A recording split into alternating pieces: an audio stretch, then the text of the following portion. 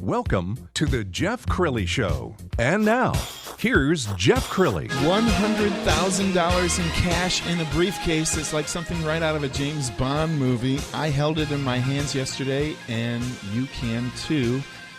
And you don't have to rob a bank to do it. My first guest on the Jeff Crilley Show is Brian Krallis. He's the vice president at SurMD. That's SurMD.com. Brian, welcome to the Jeff Crilley Show. Hey, good morning. Thank you. We've had a crazy 24 hours, haven't we? It's been, yes, not much sleep, but it's been a lot of fun. Okay, so first explain who you are, who you're with, and how it is that you had $100,000 in cash in a briefcase. Okay, so SurMD is a company that specializes in healthcare data storage, particularly when it comes to hospitals, when it comes to radiology centers, everything you can imagine that's any type of image or print that's attached to your name. Hospitals have to store that data for 7 years. One thing that most people don't know in the black market, healthcare data actually goes for a much higher price than even credit card data. Wow. And because it's so hard to disprove healthcare fraud, right? Somebody can go to a hospital and utilize your insurance card, and it could be 6 to 9 months before they realize what just happened. Furthermore, a healthcare identity folder, for example, has your social, has your date of birth, has where you were born, it has your height, your weight, I mean, everything imaginable, right? Absolutely. And so this data, not to mention there could be some sensitivities, right, associated with this data. It's your personal data and it deserves to be kind of private. And what we have seen over the years is that hackers not only infiltrating everybody, but especially healthcare data. So what we do is we specialize in protecting that data, not only storing the data, but also sending the data from point A to point B, right? So if you're a physician and you recommend that a patient go get an MRI, well, now you have to send their patient chart over to the MRI center. Well, now the MRI center gets an MRI. Now they have to send it back to the doctor and maybe back to another specialist. So all these transitions, all this flight of information, it becomes at risk. And now each entity is responsible for also keeping a record of what just happened for at least 7 years. So there's a lot of kind of trigger points there. And so what we do is we specialize in storing that data and then also, most importantly, protecting it. And you're so confident that you have the solution that you've got a bounty on whoever can crack the code, huh? Well, yes and no. You know, it's funny because there's people within my company that truly and utterly believe that their algorithm for encryption is unhackable, right? I get nervous saying that. I feel like it's almost like the Titanic. Like you never want to say, it's unsinkable, right? Right. But so part of this challenge, it's twofold. And that is, number one, we believe we have the best in the industry encryption method, that even if somebody was to hack our system, that if they were to get the data, it almost becomes like alphabet soup. They really can't make sense of the data. And so that, in essence, makes it unhackable. That being said, doing this allows us to do two things. We invite people to come in. We invite the top hackers in the world. And when they come into our servers, we actually watch what they're doing. So all of our engineers, it's kind of like, for them, it's like their Super Bowl, right? They get to watch these top competitors come in and they start looking at their different methods. They look at the way in which they're going after the system and which software programs they're using. Most of it, we expect it. Every once in a while, we see things we didn't expect. That being said, even if somebody was to hack us, we're actually okay with that. Part of getting the $100,000 is they have to explain to us how they did it.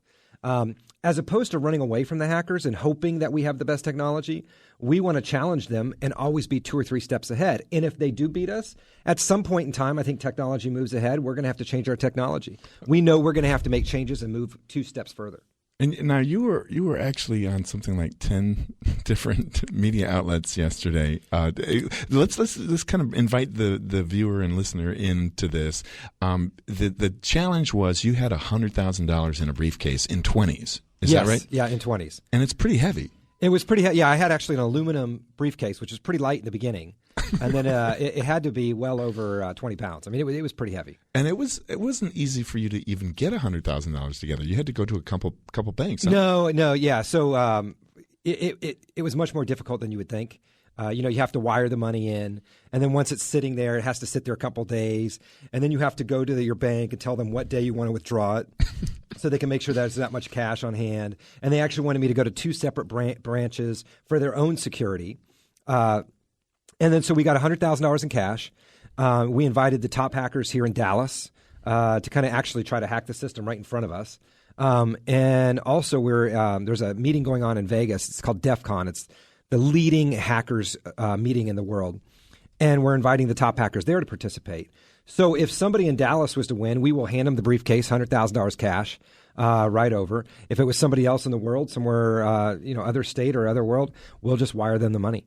Wow. And we should just for your own security, let people know that the money is no longer in your possession. Is that correct? It's in Jeff Crilley's car in the parking lot. I could point out what it is right now. I don't know. I hear a car alarm in the background. Something's going on. It's safely back in the bank. So, so let's get back to kind of the nitty-gritty of your solution. How's it going so far? SurMD is about a year old. Well, we're a couple years initially formed. We're part of a parent company called SurDoc, not after the medical doc, but more document security. We have 10 million users on our public side. And we decided a couple years ago to go into the U.S. healthcare market. And so it's gone really, really well. Anytime the healthcare market, it's an interesting market. It's probably, one could argue, the most robust market or emerging market in the U.S., healthcare. At the same time, and I'm not throwing darts, a lot of healthcare is 5 to 10 years behind technology-wise, maybe our other leading industries. Just because of the amount of rules and regulations, it's very difficult for them to make midstream changes. So we kind of have a new technology, right? So you're kind of coming in and upsetting the apple cart a little bit. But it's been really good. Unfortunately, good and bad, all this hacking, everything in the news has really helped us. It's really pushed people. And I think I'm going to get on my soapbox here for a second. I've kind of wondered why all of these corporations are subject to be hacking. And I think there's two reasons. I think there's a dichotomy of age. If you look at most CEOs in this country, they're probably 55 to 65 years old. They really didn't grow up in a digital age, in an internet world. So now they have kind of this young punk, right, 25, 30-year-old IT guy telling them they need to invest millions in an IT system that they don't even understand. And they don't even know if the risk is really real. And so I think a lot of these corporations have gone for years without really upgrading their security. And then the other thing is, if you do have a large corporation, take the Sony situation, right? There's a corporation that knows they're at risk of being hacked. They probably have the resources, definitely, to hire the best and the brightest. But then you got to wonder, if those recommendations come in, is the company really going to listen to the recommendations? Because that's going to change the way they do things. And you got some big egos at the top of these big companies, and you got chief technology officers. And are they really going to want to listen to somebody tell them that, the system that you've spent millions over the years building is completely defunct? And so we have a lot of infrastructure to catch up on in the U.S. when it comes to security, cybersecurity. My guest right now, Brian Krallis, Vice President of SurMD. That's SURMD.com. Brian, so far the Hacker Challenge is still going, and no one has claimed the cash. Is that correct? No one has claimed the cash. And again, I think a little bit of it is our design. We definitely have firewalls as far as getting through our server. But we kind of have the idea that anything that's programmable is hackable. And so really our secret sauce, our recipe is with our encryption. And so we believe that even if they were to grab the data, grab the image, they won't be able to make sense of it. And so far, so good. Again, we've had people all around the world, some of the top hackers in the world. They can't make sense of it yet. We don't think they will. But even if they do, it'll be a great learning for us. Think about these economics. To hire a top security expert for your company, starting salary is $255,000 a year. It's actually higher than a chief technology officer. So if you think about that math, for $100,000 on the line, I can invite the top hackers in the world to participate for free, watch exactly what they're doing, learn from them almost as consultants.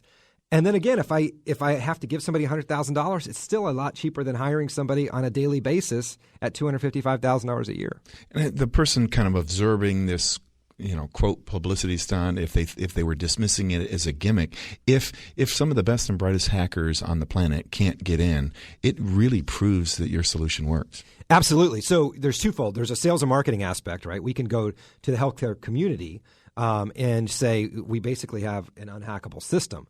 But again, worst case scenario, we get hacked, we can update our system and always be ahead because, again, we just got to, for a week, watch the best and the brightest play in our servers and watch exactly what they do.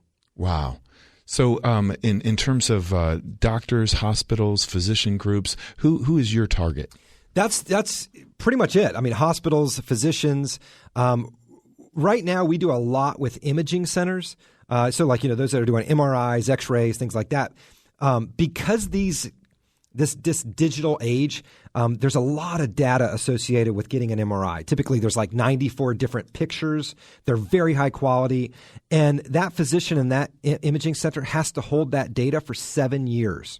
Right. Under the new HIPAA laws. So they have huge data, holding responsibilities. And so we work with them a lot, and they're the ones that are always sending data as well. So we work a lot with them. Do the doctors get it? Because I know, doctors know medicine. They don't know security. They don't know, the latest in hacking. Are they understanding that the information that they're sending and receiving is really precious cargo for any hacker to get their hands on? I think yes and no.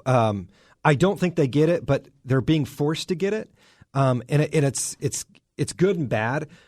With the advent of all this technology, we've also had to increase substantially the rules and regulations behind healthcare data, right? And we've seen episodes over the past couple of years where physicians were hit with $1 million fines because they weren't protecting this data.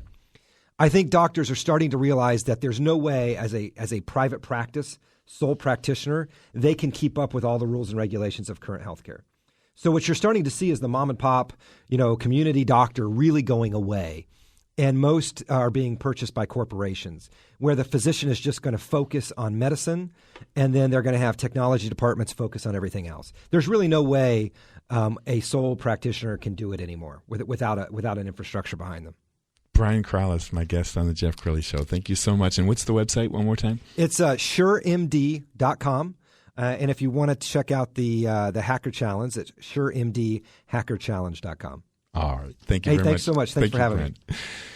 So if you want to clear a room at a cocktail party, tell someone you're an insurance agent.